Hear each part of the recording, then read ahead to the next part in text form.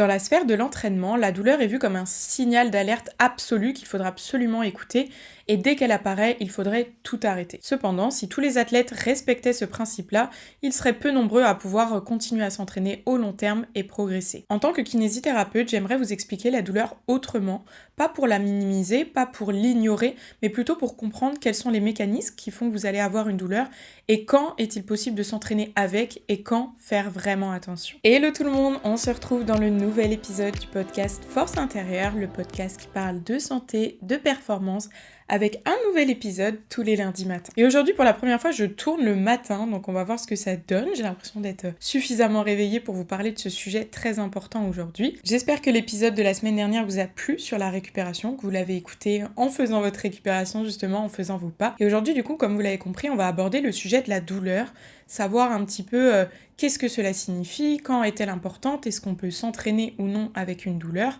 et surtout quand s'inquiéter, quand référer auprès d'un professionnel de santé. Vous le savez ou pas, depuis quelques mois, je vous ai expliqué que je faisais pas mal d'anxiété, que j'avais pas mal de problématiques au niveau de la récupération, et c'est pour ça que j'ai décidé de prendre les choses en main, de vraiment creuser le sujet de la récupération, de pouvoir mettre en place des choses directement, parce que comme je vous l'expliquais, les cordonniers sont toujours les plus mal chaussés, c'est-à-dire que je sais comment bien récupérer, je sais l'expliquer à mes athlètes, je sais aussi identifier quand ils ont besoin de phases de récupération, mais sur moi-même c'est plus compliqué, donc c'est important pour moi de prendre ce temps-là et j'ai envie de vous le partager parce que peut-être que vous aussi qui m'écoutez, la récupération c'est un petit peu quelque chose qui passe au second plan, on n'écoute pas totalement son corps, on ne sait pas comment faire et on le délaisse un petit peu de côté alors que finalement c'est l'essence même de notre fonctionnement.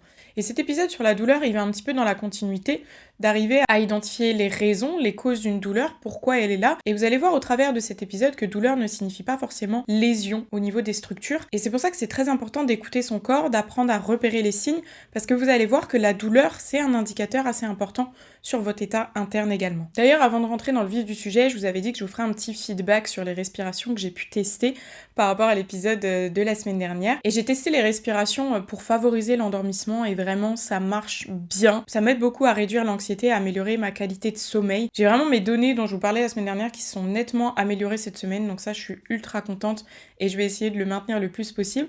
À l'entraînement, j'ai testé aussi entre les séries de squats. Écoutez, ça s'est plutôt bien passé. Après, le squat pour l'instant, je mets pas des énormes charges, on va dire, je commence à réaugmenter les charges progressivement. Donc je pourrais pas vous dire là en une semaine si vraiment j'ai senti une différence significative, il faut que je continue de le tester au long terme et je vous ferai un feedback là-dessus. Cependant, le dernier gros squat que j'ai eu, ça s'est quand même vachement bien passé. Est-ce que c'est ça? Est-ce que c'est pas ça? Voilà, il me faut un peu plus de temps pour pouvoir vous le dire. Je parle surtout du squat parce que je pense que c'est là où on peut sentir le plus la différence vu que c'est un mouvement très nerveux qui demande un max d'énergie. Mais on peut très bien le tester sur les autres mouvements. Je me demande juste si vraiment on pourrait sentir une différence plus notable sur les autres, mais à tester, et puis on se refait un petit point la semaine prochaine. Maintenant qu'on est un petit peu papoté en ce début de podcast, on va rentrer dans le vif du sujet, et je vais vous parler de ce que raconte la douleur. Comme je vous l'ai dit en introduction, la douleur, ce n'est pas une lésion. C'est-à-dire qu'on a tendance à penser que quand on a une douleur quelque part, on s'est blessé, on a lésé des structures, qu'elles soient musculaires, tendineuses, mais en réalité, la douleur n'est pas une photo de vos tissus à un instant T, mais elle va plutôt dépendre de plein de facteurs, et c'est pour ça que vous allez voir que c'est important de savoir les écouter. La douleur, elle va dépendre de la surcharge, de la fatigue, du stress, du sommeil et du contexte émotionnel. Donc vous voyez que dans la douleur, il y a en fait plein d'imbrications possibles, et pas seulement la lésion. La lésion, ça va être une petite partie, mais c'est pas forcément la plus courante, c'est pas forcément la raison de vos douleurs, mais ça peut être tous les éléments que j'ai cités juste avant. Et pour que vous compreniez un petit peu mieux, on peut très bien avoir deux personnes avec la même structure tendineuse, on va dire que si on regarde au niveau de l'imagerie, le tendon, le muscle sur une certaine zone, on peut avoir la même chose au niveau des imageries, et pourtant, une avec énormément de douleur et une pas du tout, parce qu'il y a plein d'autres facteurs qui vont rentrer en compte. C'est pour ça d'ailleurs qu'on nous apprend, nous en tant que kiné, à ne pas se fier seulement à l'imagerie, parce que l'imagerie ne reflète pas la douleur, ne reflète pas l'intensité de la douleur. On peut très bien avoir chez des personnes des imageries catastrophiques où on se dit oh, je sais même pas comment il fait pour marcher sans douleur, etc. et avoir aucune douleur, et à l'inverse, des imageries où il y a rien d'anormal, rien qui apparaît et énormément de douleur. Et ça, je comprends que ce soit un petit peu difficile à comprendre parce que pour nous, quand on a une douleur, il y a une explication qui est peut-être physiologique, qui est peut-être une lésion. Enfin, on a besoin de quelque chose pour se rassurer dans la douleur, encore plus si elle est très intense. Mais en réalité, voilà, il y a plein de choses qui peuvent faire en sorte que... Et ça ne veut pas dire que la douleur est dans la tête, parce que ça aussi, c'est un petit peu ce qu'on peut entendre. Et ce qui peut être agressant, on va dire, pour une personne qui souffre, d'entendre oui, la douleur est dans ta tête. Mais c'est partiellement vrai, dans le sens où c'est pas une douleur psychologique que tu vas inventer. C'est un peu comme ça qu'on le perçoit quand on nous dit la douleur est dans ta tête. Mais il faut comprendre que la douleur est déclenchée par votre cerveau. C'est votre cerveau qui décide de traiter différentes informations comme une douleur ou comme pas de douleur. Et en fait, la douleur, quand on n'a pas de lésion, ça peut être une dysrégulation à ce niveau-là. Par exemple, je pense qu'on connaît tous quelqu'un qui a une douleur, des fois, juste en se penchant. Alors souvent, ça peut être des personnes âgées, mais en se penchant, en faisant des gestes tout bêtes qui ne devrait pas déclencher douleur, alors hors cas spécifique de pathologie précise, ça peut être juste une dysrégulation du cerveau par rapport à l'état de douleur. Ce qui veut dire que le cerveau a appris ce mouvement-là comme un signal douloureux, donc dès qu'on fait ce mouvement-là, tac, il déclenche de la douleur. Alors que si on ouvre la personne, bon, on va peut-être pas ouvrir la personne, mais si on regarde une imagerie, on voit rien qui justifie un tel degré de douleur. Pareil, au niveau de l'intensité, c'est très propre à chacun, et encore une fois, ça dépend de pas mal de facteurs, mais une douleur peut être extrêmement douloureuse pour au final peu de gravité. Et à l'inverse, on peut avoir une pathologie, une lésion, quelque chose de très très grave, et n'avoir pas de douleur. C'est le cas par exemple des cancers. Les cancers, très souvent, au début, c'est pas du tout douloureux, les gens ne s'en rendent pas forcément compte s'ils font pas attention à effectivement des éléments qui peuvent indiquer que, comme de la perte de poids, de la perte d'appétit, enfin, il y a plein de choses, hein. Commencez pas à vous inquiéter si vous avez ce que j'ai cité, mais ce que je veux dire par là, c'est que c'est une pathologie qui est quand même assez grave, qu'il faut prendre vraiment au sérieux, et pour autant, on n'a pas forcément de douleur dans l'immédiat. Alors qu'à contrario, j'allais prendre l'exemple du stress, mais en vrai, je sais pas si on peut classer ça sur une échelle de gravité moindre, parce que le stress, c'est quand même quelque chose d'important qui physiologiquement fait état du corps. Donc je sais pas si c'est le meilleur exemple, mais c'est plus pour vous expliquer. Par exemple, si vous êtes quelqu'un de très anxieux, bah vous allez pouvoir avoir des douleurs, par exemple, au niveau des cervicales. Des grosses douleurs. Moi, je sais que c'est mon cas. Si vous êtes un peu comme moi, vous me le direz en commentaire, mais quand j'ai des crises vraiment d'angoisse intense, d'anxiété, j'ai des douleurs, mais vraiment à me fracasser le crâne au niveau des cervicales. Je suis obligée vraiment de me caler, je ne veux plus bouger tellement j'ai des douleurs. Et pour autant, bah, quand je suis pas dans ces phases-là, j'ai jamais aucune douleur. Vous voyez, je m'entraîne quand même assidûment, je mets pas mal de contraintes sur cette zone sans aucune problématique. Donc c'est juste pour vous montrer que, bah là, dans ce cas-là, j'ai pas de lésion réelle, j'ai pas de... Voilà, mes cervicales sont pas en papier mâché, et pour autant, j'ai une douleur qui m'handicape, comme si j'ai l'impression que j'ai pété une vertèbre, vous voyez ce que je veux dire ? C'est vraiment pour que vous compreniez cette notion de l'intensité n'est pas corrélée à la gravité. Et donc lorsqu'on comprend ça, on comprend que s'arrêter de s'entraîner, arrêter de bouger à la moindre douleur, bah c'est pas forcément la bonne solution. Et c'est peut-être même une façon de faire qui peut aggraver vos douleurs. Et évidemment, il y a plusieurs cas possibles en fonction de, voilà, ce que je vous disais, l'origine de la douleur, mais prenons l'exemple d'une douleur qui serait déclenchée plus par du stress, de la fatigue, un surmenage, un manque de sommeil. En fait, si vous arrêtez toute activité, vous l'aurez compris avec l'épisode précédent, bah déjà d'un point de vue récupération, on va être moins bon. Parce que ce qui fait aussi récupérer le corps, c'est évidemment le sommeil en priorité, mais ça va être aussi de bouger tranquillement, de marcher, tout ça, ça va participer à l'activation du système nerveux parasympathique et donc à la récupération. Cependant, si vous arrêtez du coup dans ce cas-là tout type d'activité, bah on minimise un petit peu la récupération et en plus on envoie un signal à notre corps en disant « Ah, c'est ça qui faisait de la douleur, donc ça, on arrête ». Ce qui veut dire que quand on reprend, bah le cerveau peut interpréter ça comme un message d'alerte. Vous voyez, j'ai une douleur, on me fait arrêter une telle activité, donc pour mon cerveau, c'est l'activité qui déclenchait la douleur. Vraiment, je simplifie au maximum, mais c'est pour que vous compreniez un petit peu le raisonnement. Deuxième cas, dans le cas par exemple de lésions réelles, si je prends le cas par exemple d'une tendinopathie, parce que je trouve que tendinopathie, c'est vraiment là où on entend arrêtez tout le sport, il faut laisser le tendon se reposer, alors qu'en réalité, bah c'est pas vrai. Donc tendinopathie, c'est tendinite, c'est l'équivalent. Tendinite, ça se dit plus trop pour des raisons un petit peu grammaticales par rapport au it qui définit l'inflammation, mais une tendinopathie qui n'est pas forcément une inflammation. Bref, on va pas rentrer dans ce détail-là pour cet épisode. Ce que je veux dire par là, c'est que si vous avez une tendinopathie, vous avez une pathologie au niveau du tendon. Et quand on a une pathologie au niveau du tendon, ça veut dire quoi? Ça veut dire que le tendon, il a été trop surchargé mécaniquement par rapport à ce qu'il est capable. Je vous en avais parlé dans un épisode, je sais plus lequel, mais c'est cette notion de contrainte-adaptation. Quand la contrainte est suffisante, elle crée de l'adaptation, le tendon s'adapte, mais quand elle est trop importante, là, ça va pouvoir créer des dommages. Donc quand on arrive à cette phase-là, ça veut dire quoi? Ça veut dire votre tendon, il a eu trop de contraintes. Donc on pourrait se dire, on enlève les contraintes et ça va aller mieux. Oui, mais non, parce que en fait, si on enlève toutes les contraintes, on va pas le forcer à s'adapter. Et si vous avez une pathologie qui s'est déclenchée, c'est parce que déjà vous lui appliquez trop de contraintes. Ce qui veut dire, en essayant de simplifier un petit peu tout ça, vous vous entraînez, vous faites vos entraînements habituels, tac, douleur tendineuse. On va prendre l'exemple des coudes sur les muscle-up, par exemple. Coude sur muscle-up, tac, les tendons, ils souffrent, on n'en peut plus, on se dit, j'arrête tous les muscle-up. La douleur va certainement diminuer dans les jours à venir, à part si vous avez laissé ça traîner, comme je vous le disais, et que là, il y a le cerveau qui prend un peu le relais et qui va alimenter ce schéma de douleur, mais si ça vient de se déclencher, vous baissez l'intensité, ça devrait calmer un petit peu la douleur. Cependant, lorsque vous allez reprendre, la douleur va revenir. Parce que qu'est-ce qui s'est passé? Vous avez baissé la contrainte au niveau du tendon, mais vous n'avez pas fait en sorte que le tendon s'adapte. Donc ce qu'il faut en réalité, c'est continuer à l'exposer, mais réajuster. Réajuster avec peut-être moins de volume, moins de charge, moins d'intensité, mais continuer à stimuler pour rebasculer dans cette fenêtre qui va apporter suffisamment de contraintes pour l'adaptation, mais pas trop pour avoir une lésion qui apparaît. Donc vous comprenez avec ça que continuer à s'entraîner, c'est plutôt une bonne chose. Et il y a aussi cette notion de sensibilité. Moins on va bouger, moins on va faire de mouvements, plus le corps va devenir sensible et plus il peut être un peu réfractaire à la reprise des mouvements. Donc là, peut-être que vous allez me dire, oui mais Julie, ça veut dire que dès que j'ai une douleur, je continue à m'entraîner, comment je sais quand je dois vraiment me reposer, etc. Et ça, on va le voir ensemble et je vais vous donner des indicateurs pour pouvoir justement identifier et pas tomber dans l'excès inverse où je vais me dire je m'entraîne quoi qu'il en coûte et je continue à forcer sur mon corps et à alimenter ce schéma douloureux. Avant que je vous explique ça, comme d'habitude, je vous laisse prendre 2 petites minutes pour me mettre un petit like sur cet épisode. N'hésitez pas à le commenter au fur et à mesure que vous l'écoutez. Si ça vous parle, si vous avez des questions, j'y répondrai avec plaisir. Vous êtes de plus en plus nombreux d'ailleurs à écouter les épisodes et ça me fait ultra plaisir.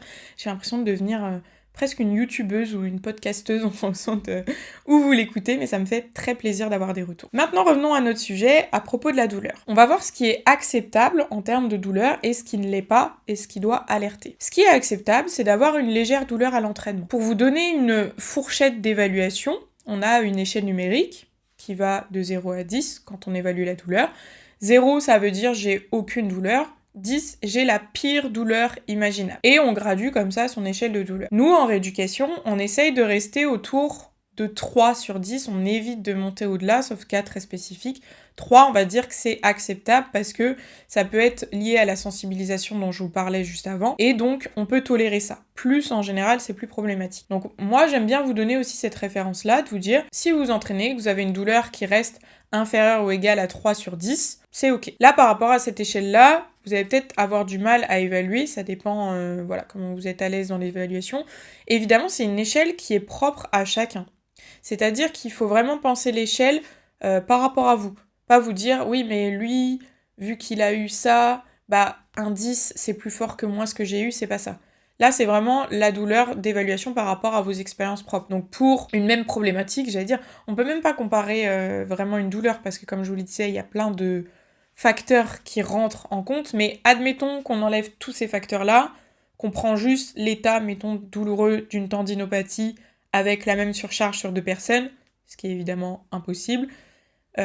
Les 2 personnes vont pas forcément mettre le même niveau de douleur sur cette problématique-là, parce que ça dépend de leurs expériences. Quand on a connu un accident de voiture, des grosses douleurs comme ça, peut-être qu'on va avoir tendance à un peu plus minimiser. À l'inverse, si on n'a pas eu de grosses problématiques, et c'est tant mieux, on va peut-être surévaluer. Bref, on s'en fiche, ce qui compte, c'est vous. Cette échelle d'évaluation, elle est pour vous, c'est vous, donc on se prend pas la tête sur qu'est-ce que c'est la vraie justesse, c'est vous qui l'évaluez comme vous le sentez. Donc si vous avez une douleur, qui est autour de 2-3 sur 10 sur votre échelle d'évaluation, qui reste légère, tolérable sur vos entraînements, c'est ok.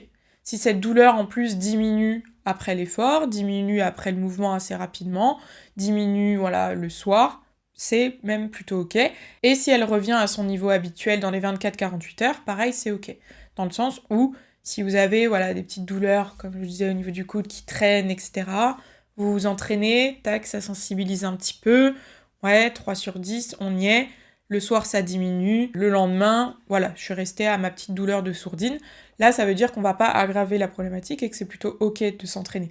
Alors évidemment, là je vous parle pour que vous puissiez appliquer directement à l'entraînement, mais on en parlera plus tard. Il faudra s'en occuper, cette douleur. Il faudra pas non plus ignorer, surtout quand c'est un problème tendineux. Mais voilà, si vous avez une douleur qui peut apparaître par rapport à de la surcharge, etc., pareil, ce genre de choses, vous allez faire une bonne nuit de sommeil, des fois vous avez plus du tout mal. Moi j'ai un exemple comme ça qui m'est arrivé et qui m'a beaucoup déstabilisée parce que, encore une fois, en tant que kiné, on sait les choses, on sait très bien les expliquer, on sait très bien les manager pour les autres, mais quand ça nous arrive à nous, on est un peu perturbé, comme si on n'était plus du tout objectif. Je sais pas si ça vous fait ça aussi, vous, dans votre métier, parce que j'imagine que il peut y avoir des situations similaires, mais j'ai l'impression, moi, d'être incapable de me gérer, quoi. Enfin, je dis ça, mais je sais gérer mes petites problématiques, mes petits bobos, c'est pour ça que je touche du bois, j'ai jamais eu trop de problématiques. Enfin, en tout cas, pas qui ont duré dans le temps. Mais voilà, il y a des fois, j'ai l'impression d'être un peu teubée concernant mon cas. Bref, l'exemple dont je voulais vous parler, c'est, je crois que j'en ai peut-être déjà parlé, je sais pas. C'est un jour où je fais du squat. Voilà, je fais du squat relativement lourd, je crois, pour cette époque-là. Et tout se passe bien, hein. Aucune douleur, trop bien, ça monte bien, nickel. Vraiment aucune problématique, rien du tout. Je vais me coucher, le lendemain je me lève, impossible de poser le pied au sol. Douleur au niveau du tendon d'Achille. Donc tendon d'Achille, c'est le tendon qui est derrière le cou de pied là. Le gros tendon qui relie vos mollets à vos pieds. Et une vive douleur qui m'empêche complètement de poser le pied. Et là, on était en prépa compétition d'ailleurs à cette époque-là. Je sais plus pour quelle compétition d'ailleurs, mais je sais que j'étais en prépa compétition et je me suis dit, ça y est, j'annule. J'annule. Là, je peux pas poser le pied. Croyez pas, dans 3 semaines, je vais pouvoir squat un record, quoi. Et j'étais en panique, vraiment. J'ai même filmé des vidéos où vraiment je me tenais au mur, tellement je ne pouvais pas poser le pied au sol. Et en fait, j'ai compris après un peu ce qui avait déclenché ça, c'est que, peut-être que vous le faites aussi d'ailleurs, vous me le direz, mais moi, quand je déraque ma barre au squat, souvent, je pars en avant et je pousse avec ma jambe à l'arrière. Donc en fait, je sollicite pas mal mon tendon à ce moment-là. Et en fait, vu que j'avais fortement augmenté mes charges au niveau du squat, bah la contrainte que je mets pour pousser la barre juste pour la mettre sur mon dos, ça faisait une grosse contrainte d'un coup sur mon pied, sachant que j'utilisais qu'un pied. Donc pour une barre de 145 kg, c'est comme si voilà, je demandais à mon corps d'un coup, à mon tendon d'Achille, de pousser 145 kg. Et donc j'ai compris, c'est ce qui avait un peu déclenché. Mais c'est pour vous expliquer que du coup, je me lève, j'ai cette douleur catastrophique. Donc un peu fataliste en me disant bah la compète c'est mort, mais j'abandonne pas de sitôt. Je suis kiné, je me dis ok, on va faire les choses bien. Donc je vais à la salle, je fais juste un peu de mobilisation, d'étirement doux, d'activation au niveau de ce tendon, etc. Ça va déjà un petit peu mieux. J'arrive à marcher non sans peine, mais j'y arrive. Je fais ça. Le soir je me couche, le lendemain, plus rien du tout. Plus rien du tout. Et le lendemain, j'avais en plus un doublé, je me souviens, à 145. Ça m'a marqué, hein, un doublé à 145, ce qui était un PR pour moi à ce moment-là. Je fais mon doublé à 145 au squat sans problème, quoi. Et en fait, ce que je vous expliquais par là, c'est que là, il y avait eu une grosse surcharge mécanique au niveau du tendon. Peut-être qu'il y avait eu aussi d'autres facteurs comme le stress. On en prépa, compétition, en général, le stress, il est... il est un petit peu plus haut que d'habitude. Peut-être que j'avais moins bien dormi, et du coup, mon tendon a été hyper réactif, et là, c'était plus possible pour lui. Et pour autant, après une bonne nuit de sommeil, quelques exercices doux pour lui montrer que, oh, c'est ok, tu peux bouger sans douleur, tu peux faire sans douleur, et le problème était réglé. Et pour autant, l'intensité de la douleur à ce moment-là, je l'évaluais peut-être à un 8 sur 10, hein, quelque chose de vraiment d'énorme. Je pouvais pas poser le pied, donc c'était quand même assez important. C'est pour vous expliquer que voilà, douleur, intensité de la douleur, bah c'est pas forcément la gravité, il y a plein de choses qui peuvent rentrer en compte, et il faut pas forcément s'alarmer tout de suite, mais c'est bien, voilà, de faire des petites choses qui peuvent aider. Vous voyez, je suis pas restée complètement passive. Je me souviens, j'avais aussi bien bu, j'avais essayé de, on va dire, tout recontrôler mes paramètres que je pouvais contrôler, comme l'alimentation, le sommeil, l'hydratation, parce que, encore une fois, ça va pouvoir influencer aussi la douleur, et donc autant mettre toutes les chances de son côté. Ensuite, je vais vous parler des signaux d'alerte. Donc là, ce qu'on va pas trop tolérer à l'entraînement, ce qui doit vraiment vous faire signe de là, il faut vraiment que j'adapte quelque chose parce que je ne peux pas continuer comme ça. C'est si la douleur augmente très fortement sur un exercice, sur votre entraînement. si vous avez votre douleur voilà, un petit peu sous-jacente avant d'aller à l'entraînement, et que d'un coup, elle pop, elle augmente sur les exercices que vous faites, là, il faut un petit peu s'inquiéter. Deuxièmement, si cette douleur entraîne une perte de force ou de contrôle. Alors, perte de force, j'ai envie de vous dire forcément. Forcément, quand on a une douleur, on a forcément un impact. Mais je veux dire, si vous avez une grosse perte de force, si vous faites vraiment beaucoup moins que d'habitude, une perte de contrôle, là aussi il faut faire attention parce que vous allez pouvoir aggraver la problématique. Parce que si votre corps est plus suffisamment fort et performant dans la maîtrise de votre geste, dans la capacité à soulever, bah, vous pouvez vous mettre un petit peu plus en danger. Si je prends l'exemple du squat par exemple et de mon tendon, si je déraque ma barre comme d'habitude et qu'en fait j'ai pas la force, bah je peux me mettre en danger parce que je peux faire tomber ma barre, je peux avoir une déstabilisation là où j'ai pas l'habitude de gérer ça puisque ça ne m'arrive jamais. Enfin, vous voyez. Donc ça, pareil, ça doit vous mettre un petit peu plus un signal d'alerte. Si aussi, après votre entraînement, le soir, vous avez des douleurs la nuit, là, pareil, ça doit être un signal d'alerte. Des douleurs nocturnes, ça veut dire que c'est vraiment inflammatoire et que là, il y a quand même quelque chose à faire. Il y a vraiment des actions à mettre en place. Donc une douleur qui augmente et qui vous empêche de dormir, aussi on fait attention. Et par exemple, le changement brutal de sensation. Si vous ressentez plus la même chose, voilà, au niveau de vos mains, au niveau de vos membres, ça rejoint un peu ce que je vous disais sur la force et le contrôle. Là, on va un peu plus s'inquiéter.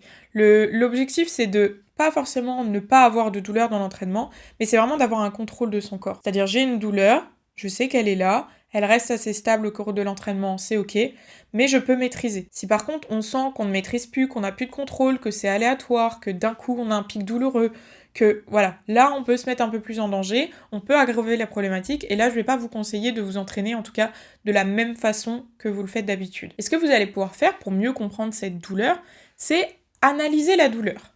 Donc là je vais vous parler de ce que vous allez pouvoir analyser vous avec vos armes. De personnes qui ne sont pas forcément des kinés. Après, s'il y a des kinés qui m'écoutent, pareil, n'hésitez pas à me faire un petit coucou. Je sais que vous êtes quelques-uns parmi nous. Mais vous allez avoir plus d'armes, effectivement, pour identifier les douleurs chez vous et chez vos patients. Mais là, on va s'adresser de façon générale à, on va dire, tout type de population. Qu'est-ce que je peux faire pour analyser déjà ma douleur ? Et ça va être assez simple. En fait, il faut juste essayer d'identifier ce qui va la déclencher. Donc par exemple, vous allez à l'entraînement. Est-ce qu'il y a des exercices particuliers qui la déclenchent ? Est-ce que c'est de l'échauffement ? Est-ce que c'est plutôt quand j'ajoute de la charge ? Est-ce qu'il y a des mouvements ? Par exemple, je sais pas, j'ai mal sur les dips, je me rends compte que j'ai mal sur les pompes, que j'ai mal sur le chest press. Bah là, on se dit, c'est tous les exercices de poussée. Vous voyez, on peut faire des corrélations comme ça, donc pour identifier ce qui déclenche la douleur, mais aussi ce qui l'aggrave. Est-ce que, quand je fais des dips, par exemple, la douleur se déclenche, mais elle reste stable. Par contre, quand je fais du chest press, là, elle augmente fortement. Voilà, vous allez essayer de faire des liens comme ça par rapport à ce que vous faites pour identifier un petit peu les mouvements qu'il va falloir peut-être mettre de côté pendant un temps, si ça répond à ce que je vous disais comme signal d'alerte juste avant. Ou alors, les exercices sur lesquels on va pouvoir garder, mais il va falloir adapter des choses. Et ça, je vais vous en parler juste après. Et en plus d'analyser, du coup, d'un point de vue mouvement, gestuel, ce qui déclenche pas la douleur, vous allez aussi faire un état des lieux un petit peu sur votre hygiène de vie. Et tout le contexte qui peut amener à une hausse de la douleur. Donc comme je vous l'ai expliqué en introduction, tout ce qui est stress, tout ce qui est sommeil, tout ce qui est contexte émotionnel, effectivement, quand on a des émotions assez fortes, ça peut déclencher des douleurs, ce dont je vous parlais aussi par rapport à mes cervicales. Ce qui est aussi surcharge mécanique. Par exemple, vous avez, fait un déménagement d'un coup, et vous avez des douleurs qui ont suivi suite à ça, ça veut dire que vous avez eu une hausse de contraintes mécaniques sur une certaine zone, qui est liée à un événement ponctuel. Normalement, vous déménagez pas tous les 4 matins, donc ça devrait se résorber. Voilà, faire un petit peu un état de qu'est-ce qui a déclenché cette douleur, depuis quand elle est là, quand elle s'aggrave, quand elle se déclenche, pour pouvoir ensuite moduler. Et quand je dis moduler, adapter, je vais vous expliquer ce dont il s'agit. Sur vos entraînements, donc vous avez identifié un exercice qui est douloureux. Avant de le proscrire complètement, on va plutôt déjà essayer de voir si on peut l'adapter. L'adapter et peut-être avoir moins de douleur, plus de douleur. Et en fait, si on peut l'adapter, c'est même plutôt une bonne chose parce que ça veut dire on garde ce signal-là au niveau de notre cerveau pour lui dire « Tu vois ce mouvement, j'arrive à le faire sans douleur. » Donc il ne faut pas le catégoriser comme un mouvement douloureux. C'est un peu le message que vous envoyez à votre cerveau. Donc quand on arrive à le moduler, c'est bien. Des fois, il faut beaucoup de modulation, des fois peu, mais dans tous les cas, c'est bien d'arriver à garder un schéma moteur pour pouvoir envoyer ce message positif au cerveau. Des fois, c'est pas toujours le cas, et c'est ok, il faut passer par une phase où on va peut-être proscrire le mouvement pour y revenir progressivement. Donc si on reprend notre exemple, par exemple, du squat. J'aime bien prendre l'exemple du squat, en fait. C'est parlant, je pense que tout le monde ici qui m'écoute connaît l'exercice du squat, donc au moins c'est parlant pour vous. J'ai en plus une athlète actuellement qui a des problématiques au squat, donc on va dire, on est un peu dans le vif du sujet en ce moment. Vous avez mal sur votre squat. Avant d'enlever totalement votre squat, vous allez essayer de baisser la charge de votre squat. Est-ce que pendant l'échauffement, j'ai pas de douleur, pendant la montée de gaine, j'ai pas de douleur, et à partir, je sais pas, de 100 kg, j'ai de la douleur. Si c'est le cas, vous pouvez rester du coup en dessous des 100 kg et continuer à travailler le mouvement, à rajouter de la contrainte peut-être plus par du volume que de la charge, vu que pour l'instant vous ne tolérez pas la charge, et adapter comme ça. Si ça ne dépend pas du tout de la charge, c'est-à-dire vous commencez à avoir mal, pareil à 20 kg ou à 100 kg, peut-être qu'il faut réduire le volume. Peut-être que quand vous faites votre première série, ça va, la deuxième, ça tiraille un peu plus, et la troisième plus. Dans ce cas-là, on va réduire le volume. Donc on va faire moins de séries, ou moins de répétitions. Autre possibilité, vous avez mal quand vous êtes en fin de mouvement. Vous avez super mal, c'est quand vous êtes en bas du squat. Et on va passer par des demi-squats. On peut commencer par des squat box, par des demi-squats, et si on voit qu'en queutant l'amplitude, on n'a plus de douleur, et on va travailler comme ça pendant un temps, et progressivement, on réintroduira un peu plus de douleur. Autre possibilité, en vrai, il y en a des tas, je vous donne pas mal de pistes pour que vous puissiez l'adapter à l'entraînement, mais vous avez compris, il y a vraiment plein de possibilités. Autre possibilité, vous avez mal sur tout le mouvement, vous savez pas trop quoi faire, on va tester le tempo.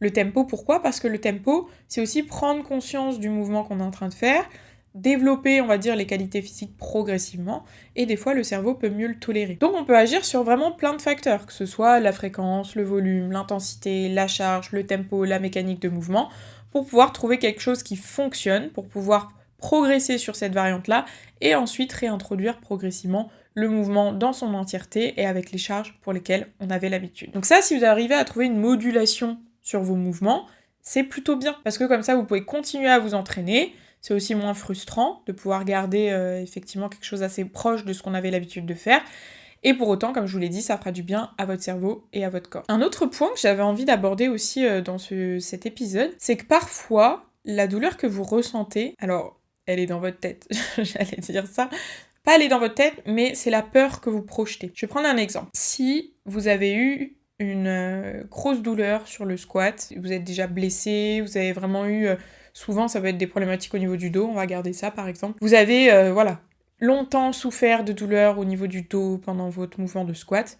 Votre corps a pris le mouvement du squat comme un danger, comme un signal d'alarme, comme une douleur. Et donc, dès que vous allez être amené à faire du squat, vous avez la peur qui vous envahit, et des fois vous allez même commencer à avoir des douleurs avant même de faire le mouvement. Peut-être que ça vous est déjà arrivé. Et en fait, c'est vraiment là la projection de votre peur qui crée la douleur. Parce qu'en réalité, là, vous avez plus de lésions, plus de problématiques. Et c'est vraiment juste cette peur qui va faire que vous allez avoir de la douleur. Donc ça, il y a vraiment un travail à faire là-dessus. Et en s'exposant progressivement au mouvement, comme je vous l'ai répété plusieurs fois dans cet épisode, c'est aussi ça qui va montrer à votre corps « regarde, j'arrive à faire du squat ». Et ça se passe bien, quoi. Ça se passe bien, j'ai pas de douleur. Donc il y a pas mal de choses qui peuvent vous aider par rapport à ça. Tout ce qui est visualisation, tout ce qui est exposition, ce qui est aussi de moins se prendre la tête, peut-être moins... Je sais pas, quand vous allez vous entraîner par exemple avec un groupe d'amis, vous allez moins réfléchir au fait que vous devez faire du squat, que ça vous fait peur, et du coup vous allez passer un peu outre, et comme ça va montrer à votre cerveau que ça va, en fait, que ça va, qu'il a plus peur. Donc au niveau de la peur, il y a vraiment un travail également à faire à ce niveau-là pour pouvoir s'affranchir des douleurs du passé et laisser ça derrière et montrer à votre corps que vous êtes capable. Maintenant qu'on a fait un peu le point sur tout ça, quand on s'inquiète, quand on réfère, quand on fait appel à un professionnel de santé. Là, je vous ai donné pas mal de clés par rapport à cet épisode et j'espère que ça va vraiment vous servir pour pouvoir continuer à vous entraîner, pour pouvoir repérer quand vous pouvez vous entraîner. Mais si vous avez pas mal de signaux d'alerte, si vous avez des douleurs qui persistent, si même l'adaptation ne fait pas baisser la douleur, elle revient, etc. Là, il va falloir consulter et vous référer à un professionnel de santé. Pourquoi ? Parce que ça peut durer dans le temps, et en fait, une fois que votre cerveau il a appris un mouvement comme étant douloureux, c'est plus difficile de faire machine arrière. Parce que des fois, il y a vraiment des lésions à traiter, Donc comme les tendinopathies, comme les lésions musculaires, comme plein de choses. Là, il faut vraiment agir, ça va pas se guérir tout seul. Et si vous avez déjà mis en place plein de choses et que pour autant ça fonctionne pas et que vous avez toujours autant de douleurs, je vous invite vraiment à vous référer à quelqu'un. Ça ira beaucoup plus vite, ce sera beaucoup plus confortable pour vous et ça vous évitera de rentrer dans une spirale négative en vous disant « je suis plus capable de ça, mon corps ne peut plus ». J'en entends tous les jours des personnes qui se disent « c'est plus pour moi ces conneries-là, j'ai plus l'âge » sur des mouvements ultra basiques. Je veux dire, à un moment donné, un squat, on en fait tous les jours pour s'asseoir sur une chaise, donc on peut pas entendre à 40-50 ans « c'est plus pour moi ». Ce sera peut-être plus pour vous de charger 200 kilos sur votre dos, et encore que, si vous y êtes exposé progressivement, pourquoi pas. Mais ce que je veux dire, c'est que on peut pas proscrire des mouvements comme ça qui sont ultra basiques, qu'on utilise dans notre vie de tous les jours, en se disant c'est plus pour moi, j'en suis plus capable, parce qu'on a eu une fois un épisode douloureux qu'on n'a pas forcément traité, et qui nous a rendu un petit peu parano, kinésiophobe sur ce mouvement. Donc si vous avez fait tout ce que je vous ai dit, vous avez mis en place plein de choses, et que pour autant, pas de résultat, ça stagne, je vous invite vraiment à consulter un kinésithérapeute. Vous pouvez faire appel à moi. Moi, je fais des suivis en distanciel au niveau de la réhab. On fait un bilan, tout ça à distance. Vous allez voir, c'est assez rodé. Vous me remplissez un questionnaire. Je vous propose un bilan complémentaire avec des vidéos. Vous faites des tests, des retests. Ça permet de voir à distance ce qu'il y a comme problématique au niveau de votre corps, comment il fonctionne. Et ensuite, j'établis un protocole personnalisé en fonction de vos problématiques, de vos objectifs. Et ça vous permet, et vous, de vous décharger mentalement pour ne pas avoir à tester des choses un petit peu à l'aveugle parce que c'est pas votre métier et vous y connaissez rien. Et en plus, de pouvoir vous entraîner plus sereinement et de pouvoir améliorer vos douleurs. Donc n'hésitez pas à faire appel à moi ou en tout cas à un professionnel de santé, un médecin, un kinésithérapeute, ce que vous voulez, pour pouvoir faire état de vos douleurs et ne pas rester avec ça et vous morfondre et penser que l'entraînement c'est plus pour vous alors que l'entraînement c'est pour tout le monde. On arrive à la fin de cet épisode, j'espère qu'il vous a plu. N'hésitez pas à me le faire savoir dans les commentaires ou à aimer cet épisode pour m'aider sur la portée de la visibilité. Je vous fais des gros bisous et on se dit à la semaine prochaine pour un nouvel épisode. Bye bye!